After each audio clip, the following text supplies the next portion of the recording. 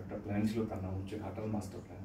এবং 1958 থেকে এই ঘাটাল মাস্টার প্ল্যানের এই যে প্রপোজালটা কখনো এই সরকার কখনো ওই সরকার নানা রকমভাবে সরকারের কেন্দ্রতে আটকে ছিল। এবং আমিও অনেকবার চেষ্টা করেছি, পার্লামেন্টে বলেওছি। সেই আক্ষেপটা তো ছিলই, সেজন্য ভেবেছিলাম কি 2024 আর দাঁড়াবো না, কারণ মিথ্যে প্রতিশ্রুতি দিয়ে আবার ভোট নেব, সেটা সত্যি কোথাও যেন আমাকে শোভা দেয় না। সেটা আমি দিদিকে বলে উঠছিলাম, এবং দিদি তখনই বলেন কি যদি ঘাটাল মাস্টার প্ল্যানটা রাজ্য সরকার করে। তো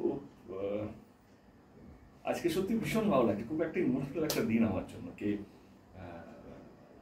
আমিও একটু হয় না কি ভেবেছিলাম কি সত্যিই হবে, কিন্তু তিনি কথা দিয়েছিলেন, এবং তিনি সবারই সামনে কথা দিয়েছিলেন, এবং ঘাটালে গিয়ে ঘাটালের মানুষকে কথা দিয়েছিলেন। তো আজকে সেই স্বপ্নটা পূর্ণ হতে চলেছে, এবং আমাদের আগামী 16 তারিখে মিটিং আছে, এবং আমাদের টেন্ডারগুলো অনেকগুলো টেন্ডার, ঘাটাল মাস্টার শুধু একটা দুটো না, অনেকগুলো টেন্ডার, অনেকগুলো প্রসেসে আছে, অনেকগুলো ফেজে কাজ হবে।